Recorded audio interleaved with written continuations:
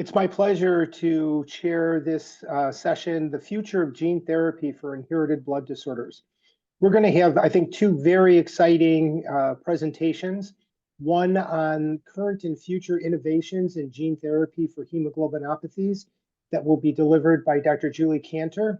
And the second presentation, Gaps in Gene Therapy for Bleeding and Other Inherited Blood Disorders, that will be delivered by Dr. Sarah Patterson.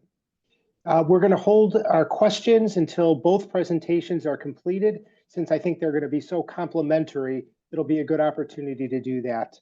So if I could have the slide that has Dr. Kanter's bio up there, Sam, that would be great. Give me a moment here.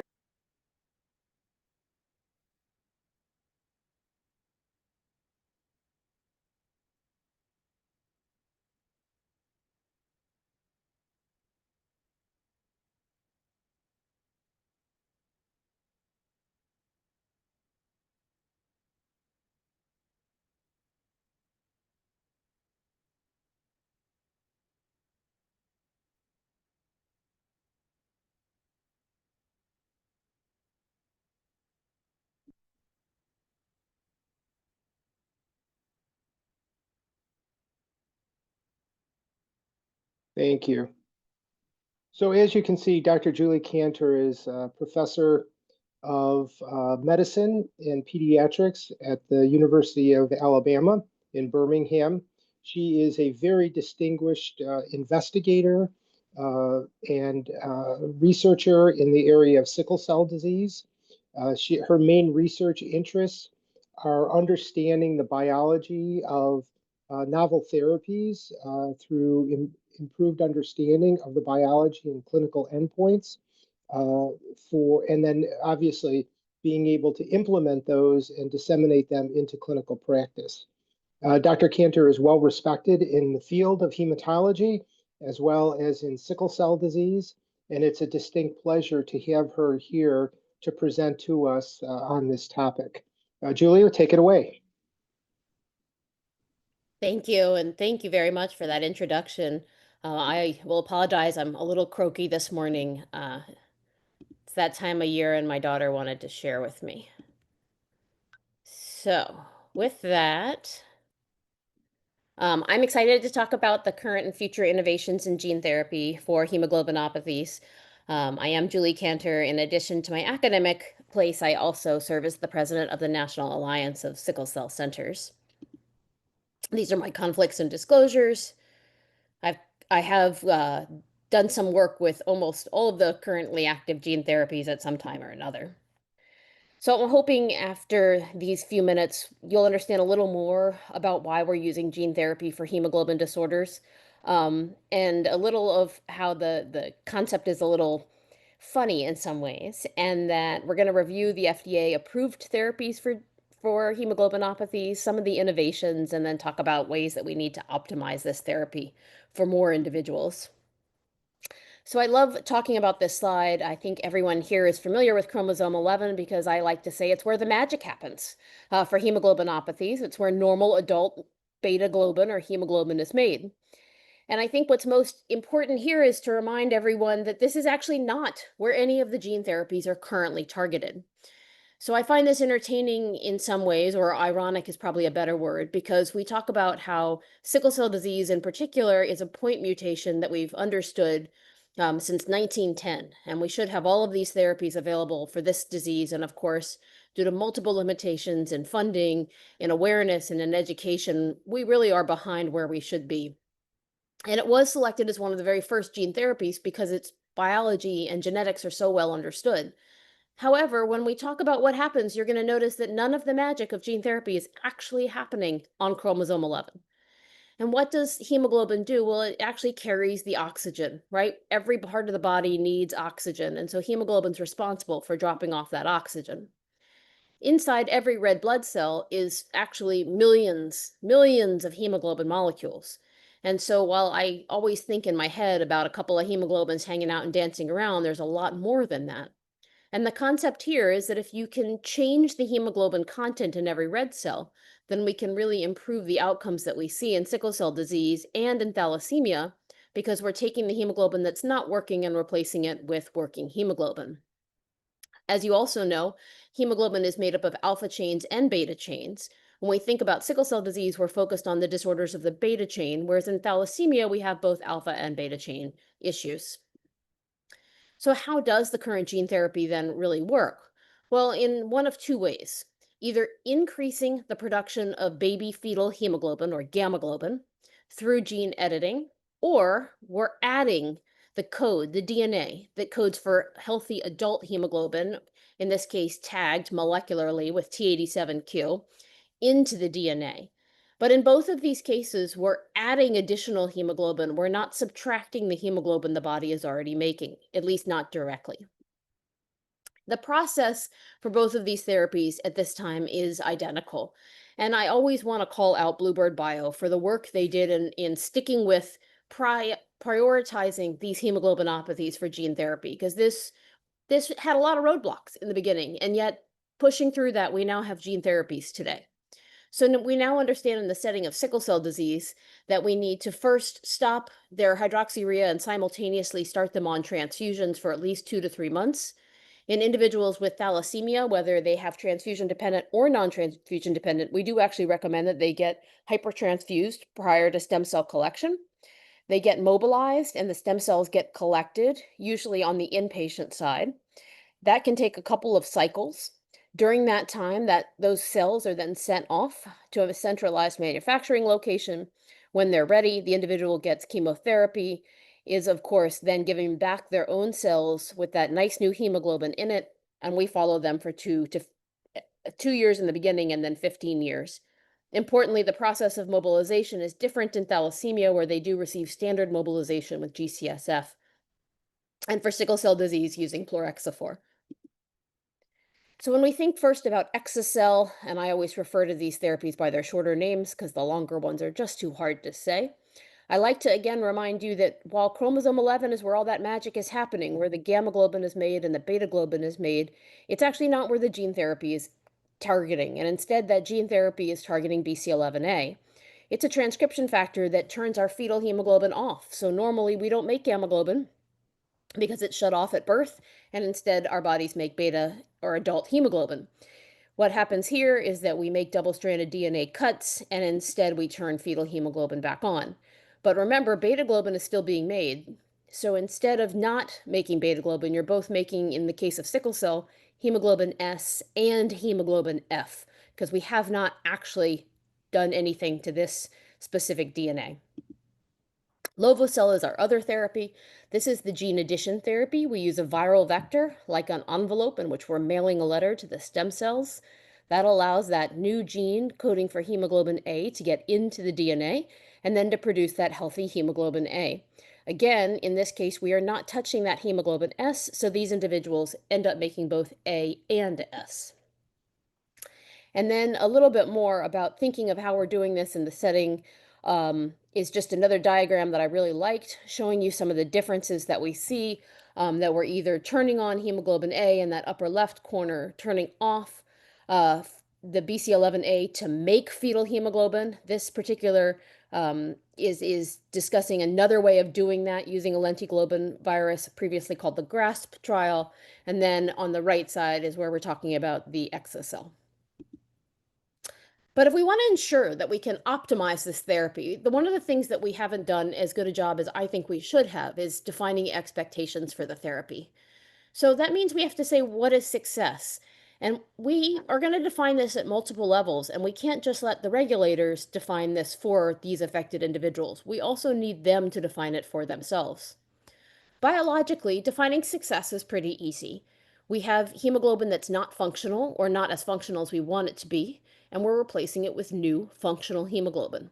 That is highly measurable, and not only can we measure it, but we can test its efficacy. We can see if it breaks down and hemolyzes.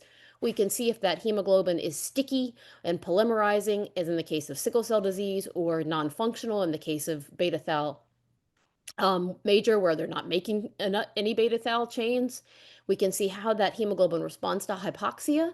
And we can make sure in the case of sickle cell disease that if we're placing only 40 to 50%, that those individuals act like someone who carries sickle cell trait, which is in general benign. So biologically, we can measure that. What we don't know is what does that mean for the organs that may or may not have already been damaged? And in remembering that the hemolysis in these diseases not only affects blood itself, but the blood vessels. So over time, those blood vessels get damaged and they may not be fixable. Some other tissues, like bones, are also often not reparable, even when you're replacing that hemoglobin. So, what's going to happen to the heart, to the lungs, to the kidneys, to the brain? Can you remodel those blood vessels so that they work more effectively? We think they can in some ways, but we have to measure that, and it's really not known yet. And of course, what is a functional definition of success? We know that not all pain is caused by vaso-occlusive crisis, and there are a lot of reasons to have acute pain. And of course, gene therapy is not going to fix all of those. If you break your leg after gene therapy, it's going to hurt just as much as if you broke your leg before gene therapy. So, how are we going to define how we quantify and measure pain after these therapies? Similarly, fatigue is not all due to the anemia that people feel. So, how are we going to quantify and understand that fatigue? And recognizing that quality of life is not always dependent only on having a disease. And I've taken care of people where they felt like if I could just fix their sickle cell disease, everything would get better. And when it doesn't, they have a lot of disappointment. And that's very hard as that individual, and certainly hard as their provider, because I feel like I have failed them. So it's important to understand what we will and won't fix with these therapies. Similarly, for thalassemia, can we quantify that new oxygen delivery? Is it working the way it should? Does the hemolysis in gene therapy in thalassemia go away? Does the inappropriate erythropoiesis completely go away? Because that causes so many of the issues that we see, like the extramedullary hematopoiesis. What about iron? Did the body still take in the wrong amount of iron because it doesn't know that the hemoglobin's been affected? And how are we going to measure those things? Similarly, there's multiple different organ complications that we see in thalassemia. We know that people often come into these therapies with some amount of organ damage that's already been endured. How much of that is going to be repaired and how much of that is going to just be stabilized, and what are we going to count as success? So, not only do we have to really quantify success, and we need to quantify it not just biologically, but functionally and how people feel, but there are multiple barriers, and there's a lot of room for improvement. There's barriers in cost, complexities, availability, and access, and long term follow up. Going by this one on one, I think that cost is obvious, right? This is ridiculously expensive. And some of that is because for each of these individuals that they had to test and understand how to do this gene therapy, these pharmaceutical companies spent over $5 to $7 million per patient in understanding this. And so not only do they have to recoup their costs, but of course they want to make some amount of profit for their efforts. So, how can we fix this? Well, one way is that each individual has to be manufactured at a certain central location. So, is there a way to simplify that? Is there a way to make this easier? Is there some amount of this that we can do with enhanced automated manufacturing? I just really like this. It's an example of what happens in that manufacturing process. And I think if you don't open the door and look behind the curtain, you may not realize just all of the parts and pieces that go into it and all the quality control that is not already there, that actually been added to, at least in the US, by the FDA. So these are all the various steps. And as you can see, some of those arrows go in two different directions. So can we simplify these? There's some amazing technologies actually being done, and this is just some examples of those. By no means is this exhaustive, but these are images of systems that are actually automating many of these steps, that are making it so that you can literally put the cells in and a machine can do quite a lot of the rest of it. And I'm not going to go through each of these. And to be perfectly honest, many of them I don't completely understand myself. But it's understanding that we hope one day to have a box that you can, it'll be a big box, of course, right? But a large machine that you put stem cells in. And when it comes out, you get a gene therapy product so that you can have these in much more local locations and make them more accessible. The complexity of these therapies is also often understated. It's thought of as this easy, one time fix, no problem. But of course, it's a lot more complicated than that. Right now, we often have to do at least 2 cycles of mobilization, while during the research protocols, many people only needed 1 cycle, so only one time they were in the hospital getting their cells. What we found in the real world is that due to some of these extra quality controls that were implemented at the time of the therapies, that they're approved by the FDA, it's taking longer for manufacturing and it's taking more cell cycles.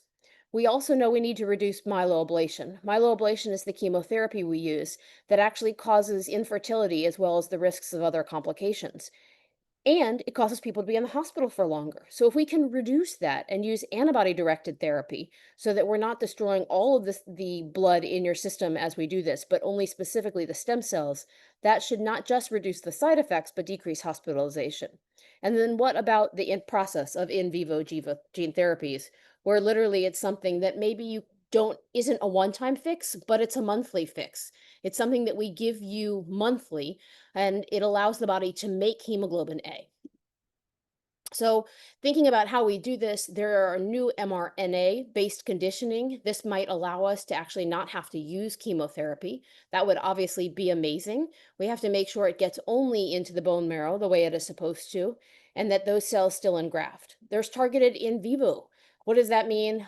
It's really quite complicated, but the idea is that there are engineered lipid nanoparticles that can deliver the gene editing materials through an IV. You wouldn't even need the autologous transplant.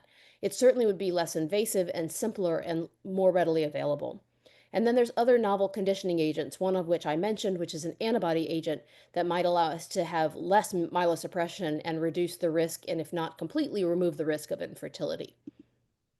Availability.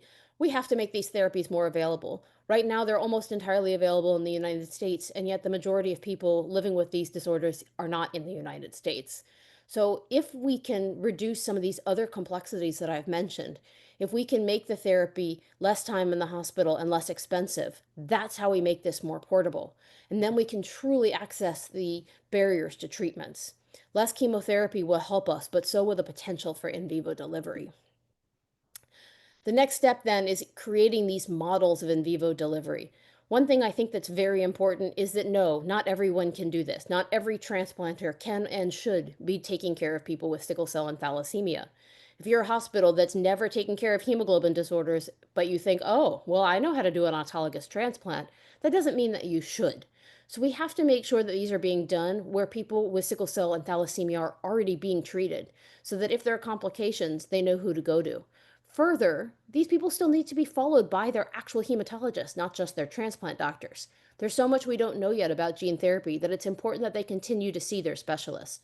So we think of this in a hub and spoke model, where people will come to a transformative treatment, they'll receive their treatment, but perhaps after that, they'll go back to their center of excellence or their sickle cell specialist or their thalassemia specialist, where they will continue to be followed.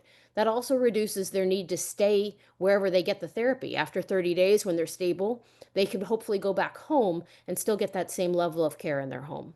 We have to develop these policies that allow these care models to ensure that we can have enough transformative centers guaranteeing reimbursement, but also guaranteeing more access to care.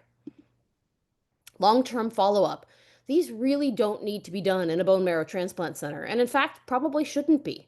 Why? Because those aren't the specialists in hemoglobinopathies. So we need to make sure that these individuals understand from the beginning that you're going to get this therapy, but it doesn't mean you don't get to stop seeing your doctor. We hope it means you no longer have to be transfused every month or take hydroxyurea or any of the other medicines required for your upkeep of your hemoglobin disorder. But you still have to come and see us. And we really like seeing you. We love seeing those big smiles and how much better you feel. And we need to make sure we still do all the screening, your eyes, your kidneys, your brain, your heart, because as I've mentioned, we don't know and won't know for a while the full long-term efficacy of these therapies, and we need to keep you safe and protected. So making sure that people understand that they get this therapy, it's not a one-time pass to never see the doctor again, but hopefully it's a one-time pass to a much longer, healthier life. How do we optimize the therapies then? We start at that system level. We make sure that hospitals and centers provide gene therapy for the people that they know how to take care of. As I put at the top of the slide, who can administer the gene therapy is not always who should administer the gene therapy. There is guidance on these so-called one-time treatments, so we make sure that we keep people safe and that we make sure we are treating them holistically. This process has always been fragmented, and the process between stem cell transplant and hemoglobinopathies is still not where we need it to be. And there's many reasons that I've had the experience recently in which I mentioned something happening in the hemoglobin space and the transplanters say, well, no one told us that. So we have a responsibility on both sides, as the sickle cell and thalassemia doctors and as the transplant doctors, to meet in the middle, to recognize that those of us who've cared for individuals since birth are now going to hand off our precious individuals to a transplant physician and expect to get that person back and expect that we're going to follow that person long term, because we know we're the ones who are going to be most invested in ensuring people get good care and long-term follow-up. It's also important, again, to remember that a hematologist is required before, during, and after these therapies. So you can't just be at a transplant center. You have to be somewhere that knows how to manage specifically these hemoglobin disorders. There's also a long in-between time. Once you send those cells off and wait for processing, it can be months. We've seen gaps as long as 6 to 9 months before people get those cells back. So keeping people healthy is incredibly important. Making sure affected individuals know they still have to get their blood transfusions. They have to still manage their disease in that in-between time while they wait for this product to be ready. So when we think about this, these are sort of the different steps we've laid out, and you can use that QR code to see what NASAC has done. NASAC has put together consensus recommendations for specifically transformative therapy centers.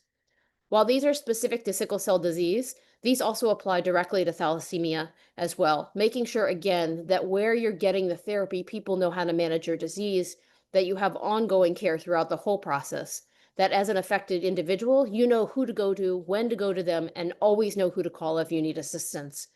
You get multidisciplinary care through the whole process. We ensure both not just physical care, but mental health and psychological care, and that you get that long-term follow-up. 15 years is a long time to follow up. And we also have seen for a long time that you're much more likely to come back and see the people who've treated you forever since birth than your transplant center, or your transplant center may be further away. So making the system so that you can follow up and not have to travel for that follow-up is key. So I'm hoping that I didn't talk too fast or too croaky as we discussed today why we want to use the gene therapies for hemoglobin disorders, the approved gene therapies and how they work, and how, while we do understand these point mutations, we're actually kind of working around them instead of right at them. How we need to explain and discuss the expectations for these gene therapies, especially for the people that are receiving them. How we can optimize gene therapy, making sure our patients stay safe through this process, stay prepared, and know what to expect, and then what the future is holding for reducing barriers to cell and gene therapy. We are just waiting for the science to catch up, and it is moving at a rapid pace so that we can deliver these at someone's location without travel across the world. Thank you again for inviting me to share today, and I'm happy to be here. When we're done, I'm happy to take questions. Thank you, Julie. That was outstanding. The one point that I'd like to emphasize that you made, which really struck me, is that after the procedure is completed, you still need your hematologist. There's going to be potential for long-term complications from the procedure, but then also we have to continue to follow patients for their primary disease. So thank you very much for an outstanding presentation. And as I mentioned at the outset, we're going to hold questions until after both presentations are completed. So our next presentation is by Dr. Sarah Patterson. Dr. Patterson is an adult hematologist in Hamilton, Ontario, Canada. She's at the Hamilton Health Sciences Center, and she specializes in red blood cell disorders, including sickle cell disease. She's also an assistant professor at McMaster University and director of the Red Blood Cell Disorders Laboratory and director of the McMaster Adult Hemoglobinopathy Clinic. She has a passion for health equity and health policy. So without further ado, I'd like to invite Dr. Patterson to deliver her presentation this morning.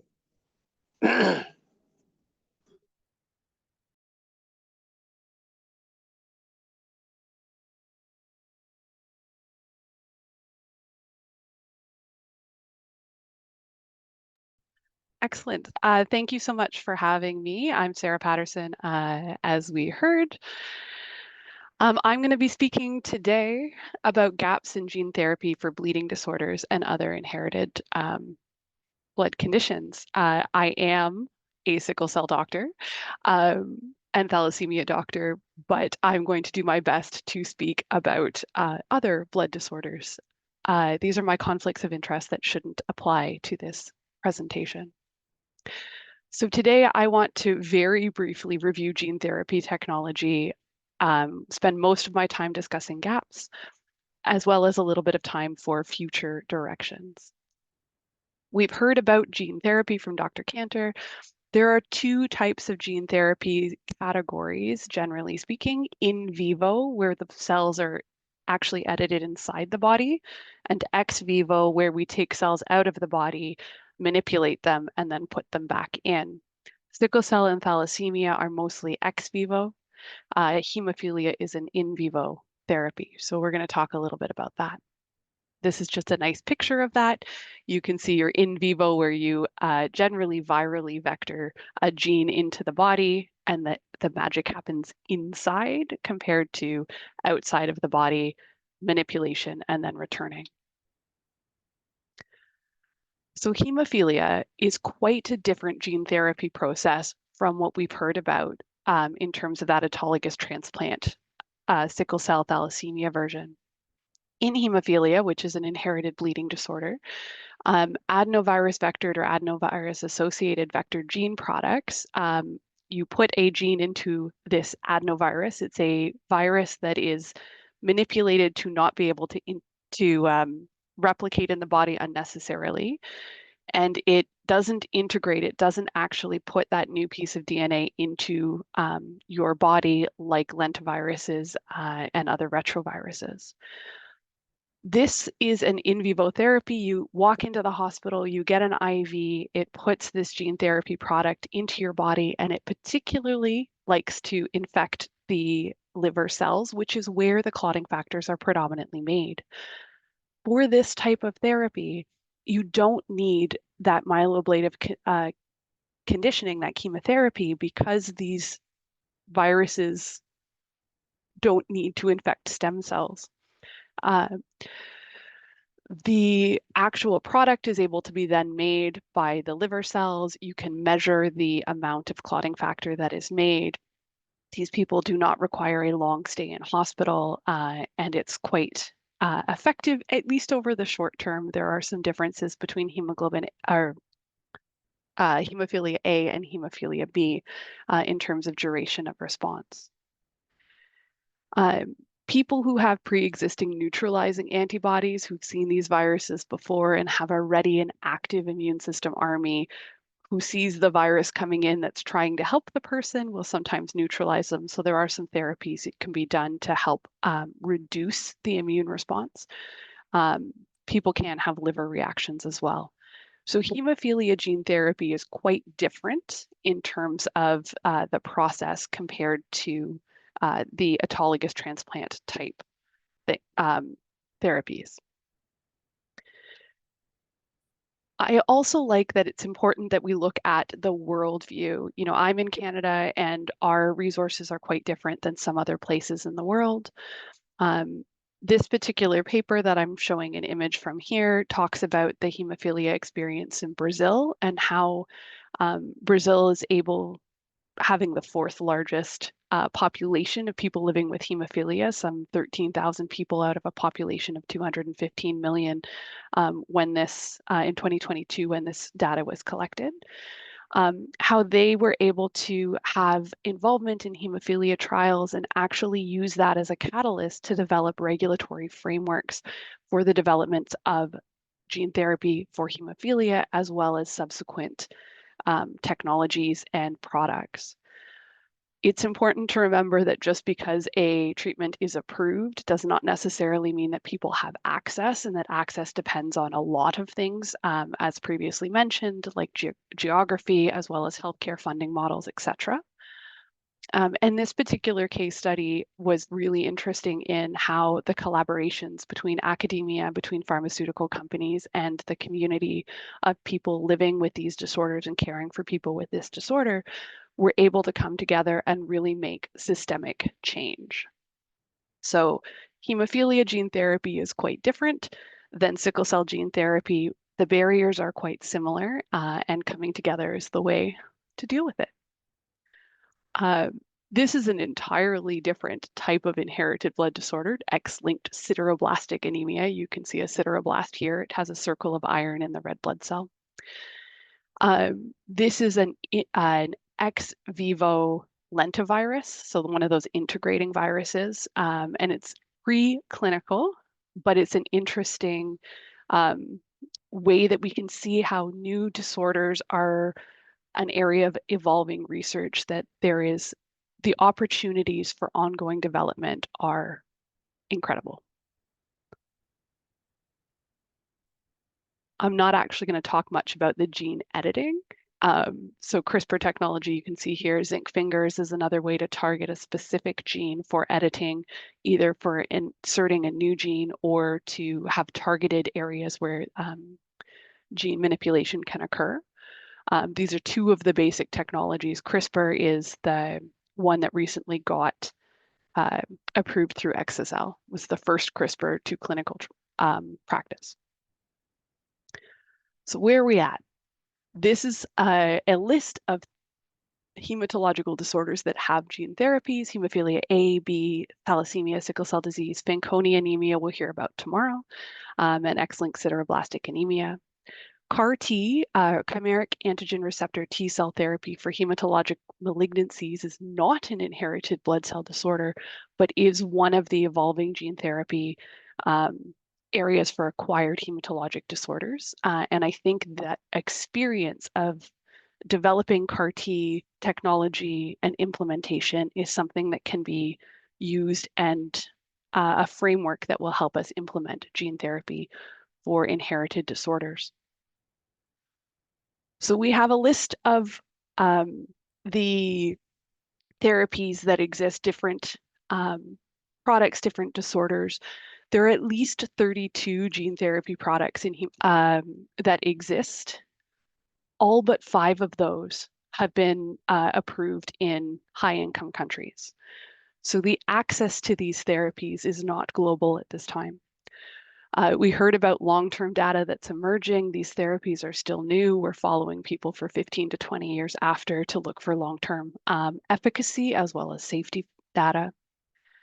There's quite a different variety of data and different technologies that is being used to develop these new gene therapies, and each therapy has its own set of side effects and monitoring requirements. We heard about the costly upfront investment in order to develop these, and again, disproportionately available in high-income countries, which may or may not be where the majority of the people affected with these disorders live.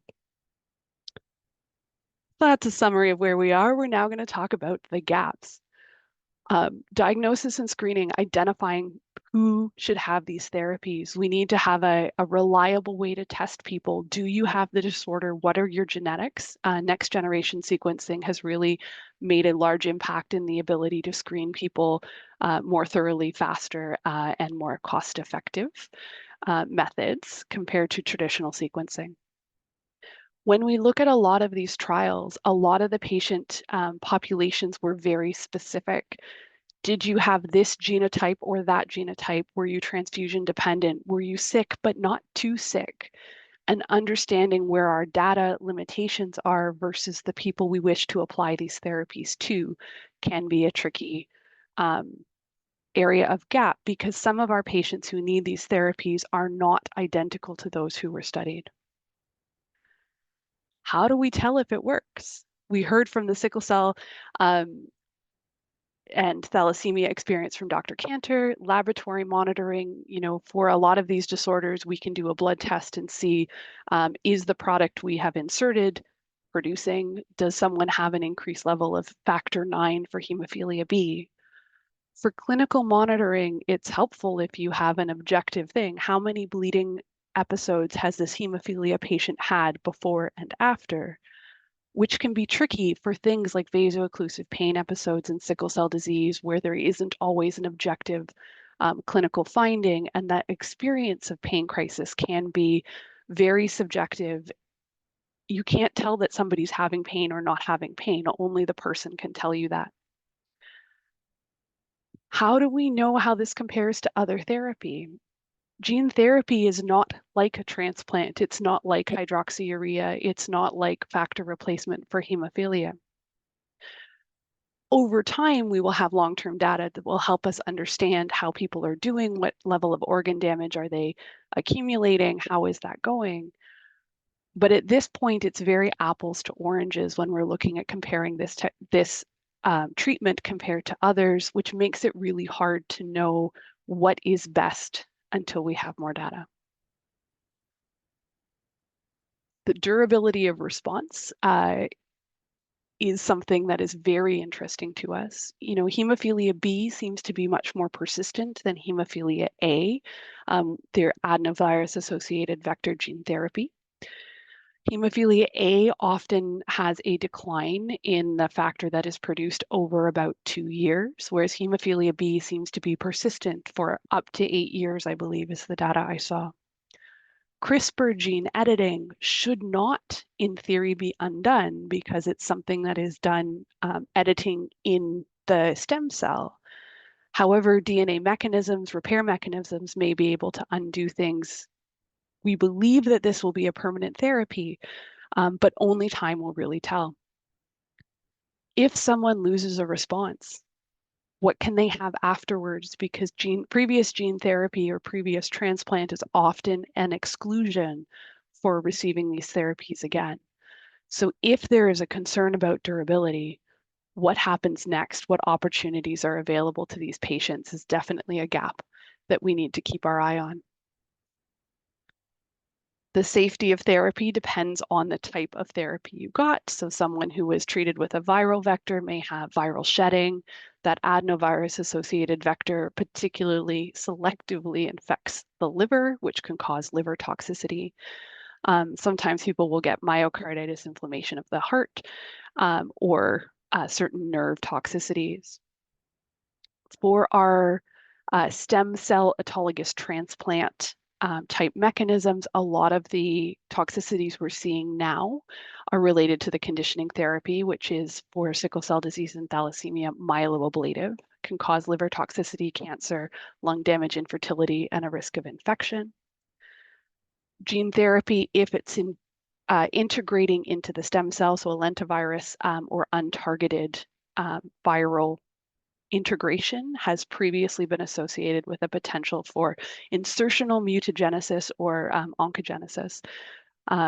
However, our more recent technologies have less risk of that, so that's helpful. And we're still monitoring for long-term complications. Cost, we heard about in our previous talk, so I'm not going to talk about it much here other than it is staggering. One of the mechanisms by which we can reduce cost is by having competition. If you can have Pepsi or Coke, both of these need to compete with each other, so generally the price comes down.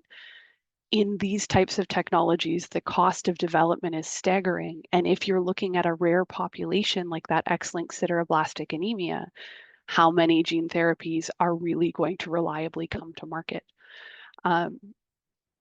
In a rare population, every time you treat a person, that population becomes smaller. And that also has implications for ongoing cost. The resources we require are quite extensive, and they include manufacturing costs, which we heard about, and factory safety control. The clinical expertise of your red cell disorder treatment, of your hematologic expert, bleeding disorder expert, as well as somebody who is experienced with the cellular therapy. And then the infrastructure is quite intense.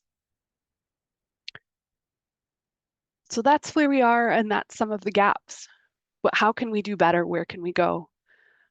Research and development with a global focus, I think, is key. Making sure that the areas where these are being developed, where people need these therapies, is lining up with where these people are living, I think is incredibly important. Making sure that we have broad representation from the affected populations. So are people who are living in Canada with this disorder the same as people living elsewhere? Are we actually getting the full representation of people, with these disorders who are having access to these treatments and looking at their outcomes? Clinical trials can be a way to leverage regulatory frameworks. And really, there's a number of organizations like the Global Gene Therapy Initiative that is looking at bringing people together and enabling access and implementation of gene therapies in places that are not just high income countries. This is where I'm going to end. I think this is a nice Venn diagram of the different stakeholders and how we interact. But ultimately, collaboration is key. And at the center is people who are living with these disorders. Coming together with our community, linking academics, government, as well as our commercial partners together to find a way to move forward and make sure that we continue to always strive for the best treatments for all of our patients is key. Thank you. Thank you, Sarah. That was a great presentation. So I think we've had two really outstanding presentations, and we've got a few minutes for some questions and discussion. So please go ahead and enter your questions into the chat. I'm going to start out with a question for you, Sarah. What would you think are the current challenges in terms of identifying the correct patients in disease states for gene therapy? And then probably more importantly, how do you think that this might evolve over time from where we are today to where we might be in the future? I think this is the hardest piece of our current experience. I think it depends on the technology. So the most important thing is that at the end of the day, we want to benefit our patients. We want to benefit the people living with these diseases. The risk profile of adenovirus-associated vector in vivo hemophilia gene therapy is incredibly different than sickle cell autologous transplant type CRISPR therapy. And the risks are different. So you need to make sure that the person is sick enough, but not too sick to benefit from therapy. We need to draw from the information that we have. So a clinical trial gives us a really good basis of who do we think will benefit, how did this go, what are the risks and benefits of this therapy. But it doesn't always include everybody. And again, often those criteria are very strict and they're looking for a population that will be successful. So there's a question I see in the chat about age. Age was a cutoff in clinical trials. If you're 36, does this mean gene therapy is not going to work? I don't believe so. But I think we need the information of where things are, how is the real world experience going in order to select, and ultimately sick enough but not too sick is sort of the end result, because you need to likely benefit from the risks of therapy, and myeloablative chemotherapy is potentially quite toxic. So we do need to make sure that we are selecting patients with that in mind, that the benefit is likely to outweigh the risks. Thank you. So a question for Julie. As you're looking at your population of sickle cell patients, who do you think are the most appropriate candidates in terms of children, adults, disease severity, before or after a stroke? How do you make those clinical decisions on who you're going to offer gene therapy to? Those are great questions. I want to echo a lot of what Sarah said as well, in that there's not a blanket cutoff. So I would never say that no one ever over 35 should get this therapy. And in fact, we had individuals who were getting gene therapy on the lovo-cel trials upwards of 45. So we know it is doable or possible in some cases. A lot of it has to do with how old your bone marrow is. And it's like some of us look a little older than others, right? So sometimes our bone marrow is a little older than others. So whether we can harvest those cells is a key question. We're trying to figure out if that's able to be predicted. Right now, we don't have great predictors. We have some ideas on how to predict, but we'll need more individuals to figure that out a little bit better. We also, at this time, really don't know that these therapies protect against secondary stroke the way that blood transfusions do. And this is very important because we want to make sure, again, that we're offering the very best advice that we can. What we know is that the therapies that are approved fix about 90 to 95% of the cells. And someone in the chat had asked a great question about, wait a minute, that abnormal hemoglobin is still there. And you're right, that's what I was trying to explain. So you end up with about 50% in the case of sickle cell disease, sickle hemoglobin, and about 40 to 50% hemoglobin F or 50 to 55% hemoglobin A. But what's most important is how much of that healthy hemoglobin is in every red blood cell. And what we find is about 5% of the cells are left unprotected, like 5% of the whole body still has sickle cell. We don't think that's enough to cause a normal vaso-occlusive event in any way. So I don't think that people are at risk for acute pain crisis from vaso-occlusion in any way that they were before. However, if there was this huge hypoxic stimulus, for example, there was one individual who did gene therapy and went and did some climbing of large mountains. And when that happened, he actually did have jaundice and he did turn yellow and have some hemolysis. And that's because a huge hypoxic stimulus, like being up at 20,000 feet, could actually cause that to happen. And in the normal setting, staying feet on ground or even in a normal airplane is not going to cause that. And so we just have to be careful with what we tell people is going to work in their normal bodies now. Also, I would add that people, if you've had vasculopathy, so not just a stroke in the past, but abnormal blood vessels in the brain, I don't think we're ready to do gene therapy yet. We have not tested it in those individuals, and I just don't think it's safe.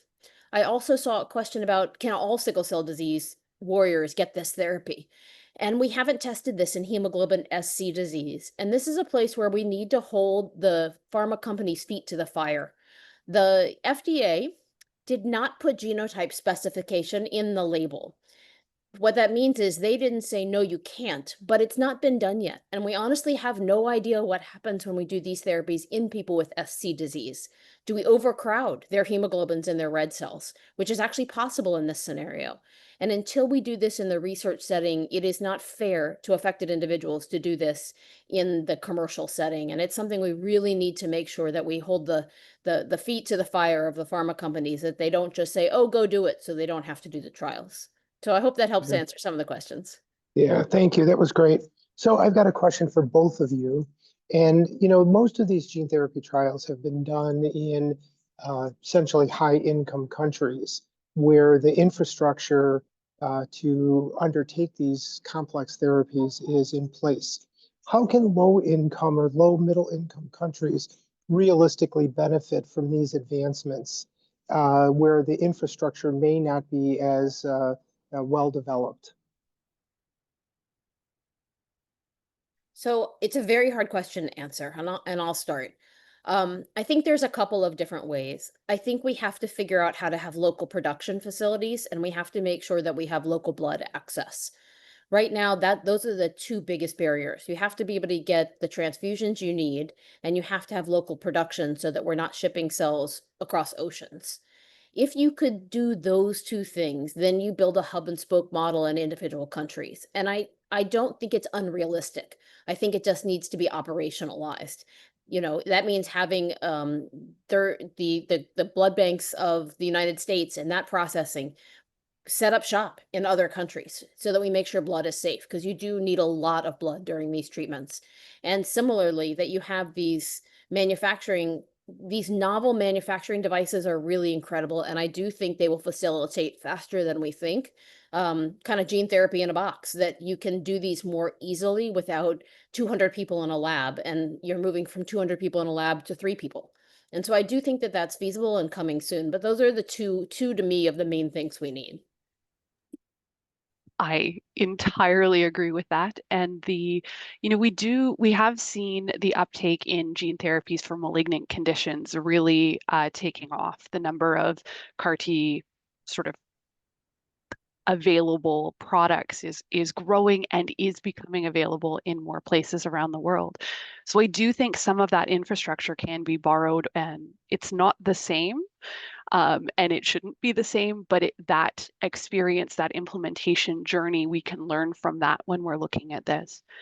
We face in Canada, as a high-income country, significant geographic barriers. So we're doing a lot of negotiations between provinces, if your province doesn't have a center of excellence to be able to move people to a place that can, to allow access for that. So arrangements like that might be helpful, and I believe is happening certainly for stem cell therapy as well in various places. In Africa, I believe there are 3 or 4 countries that are offering stem cell transplants right now. So I think it's really relationships, it's infrastructure, it's funding, it's making sure that we are just being cognizant of the ways that we can make sure that this is equitable and accessible. Thank you both. So, this is a conference that has both healthcare professionals and advocates. So what is the role that the advocates can play that are from low middle income countries to help bring these therapies to the patients that they represent? What can be done to really translate these therapies from high income settings to low middle income settings? I think coming to the I think governments are important. I think advocates are key. I think the ability to go to your local health center, to your government, to be able to say, look, this is a priority in my area. These are patients who need help, and there often can be really incredible work done if you can get buy-in for, this is a disease or a disorder of national importance, regional importance, and we need to put resources here. Can be incredibly challenging and depends on your particular area. But I think the advocacy to organizations that look at connecting people to local governments, to international organizations like GANSED, are incredibly important. So it's creating those partnerships. Yeah, I absolutely agree. And I also think the private-public partnerships are key. Partnering with biotech, partnering with pharma. Again, I think this is going to mean we need to do more locally. And to be honest, we can need to start small. We need pharma to go build a hydroxyurea manufacturing in Nigeria, so that people don't have to worry about getting hydroxyurea. And that's like a baby step, right, to doing something like this. But it's an important step that if we could find a company that would partner to do that, then think what we could do next when we think about things like gene therapy. Okay, great. So what's the impact of living with chronic viral infection on these therapies? Suppose a patient who has chronic hepatitis C or hepatitis B and has either been treated or unfortunately maybe has active infection. What's the outlook for those individuals? Well, for many of the autologous transplants for thalassemia and sickle cell, if you have active hepatitis, you can't undergo that autologous transplant. It's not safe because we're going to myeloablate you and take away your immune system. So that's a really important question. However, if you have hepatitis C that's been fully treated, then that will definitely be an option. In terms of the viral vector integration, there are no implications, at least that we have seen yet in the setting of sickle cell or thalassemia. We have seen other issues in other disorders, but we have seen no recurrence. We have not seen that viral activity in any way, shape, or form. We haven't seen antibodies to it. So in that way, we are in good shape. Okay. We have another question about side effects of gene therapy. What are the important key takeaway messages to leave our audience with in terms of side effects of gene therapy for sickle cell, thalassemia, hemophilia, et cetera? And what can our advocates educate their communities about in terms of these side effects? It really depends on the technology of what process that you're going through. So for the CRISPR-based gene therapy for sickle cell disease, a lot of the issues is with the myeloablative conditioning. And so that can cause your organ damage, immunosuppression. It can cause subsequent cancer, infertility. In hemophilia, it's more that hepatotoxicity, the liver toxicity, and sort of the duration of response. But it really depends on the patient and the technology that they are experiencing. It's very sort of contextualized in that way. Gene therapy doesn't fix everything. If you have AVN, if you have organ damage from bleeding into, or joint damage from bleeding into a joint, fixing the hemoglobin, fixing the factor 8 or 9 is not going to correct that damage. So I think that's also an important sort of expectation setting thing that Dr. Kanter talked about of, this can help prevent future damage as much as our belief and our goal in following these patients for so long. But the specific side effects depend on the therapy and the health of the individual going into it. Julie, anything to add there before I ask our last question? No, I think that was perfect. All right, so this is a question that everybody has on their mind because this is the top of mind question or top of mind topic, artificial intelligence. What do you see as the role for our AI, machine learning, large language models in terms of gene therapy? Is this a way that we're going to be able to identify the most appropriate patients for gene therapy? We're going to use this in the future for discovery and development of new therapies. What do you see as a role for AI in this? So I think in the short term, we will be able to use machine learning and perhaps AI to better understand and predict outcomes in sickle cell disease. One thing that we have done a terrible job of, and my colleague Dr. Jane Little is going to present tomorrow on our now national registry called Granddad, but we have done a really bad job of collecting longitudinal data, and we want to predict who's going to have the best outcome, who needs this therapy earlier in life, and we don't have those answers yet. And I think AI and machine learning are going to play a big role, not just in predicting who will respond best and hopefully predicting who will mobilize best and be the best candidates, but also who should get this therapy earlier in life, who should undergo the therapy, who takes on the risks of the therapy because they're going to have more severe disease. And I hope AI will take us there faster. Sarah, anything to add? I also think it will be interesting in developing new targets as we have more genomic DNA and things like that, other diseases that may benefit from this type of therapy now that we have more technologies. So everything Dr. Kanter said and that. Thank you both. So this was a great session. I really enjoyed it. Just to remind everybody that our next session will start at the top of the hour and it will be a simultaneous session. So you'll have the opportunity to either join the healthcare professional track or the advocate track. So thank you both, Dr. Patterson and Dr. Kanter, for excellent presentations. And thank you to our audience for your interaction and questions. So we'll give everybody a minute break to get to their next session. Thank you.